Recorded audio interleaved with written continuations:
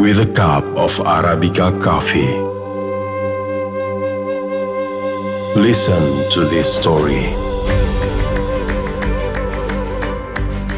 about people who live in the mountains and were raised around the sparkling lake.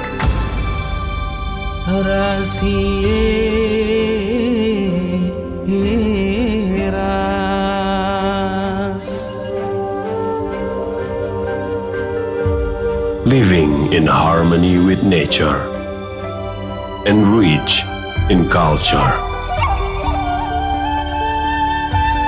The discovery about their long history are proof that this old place is full of stories.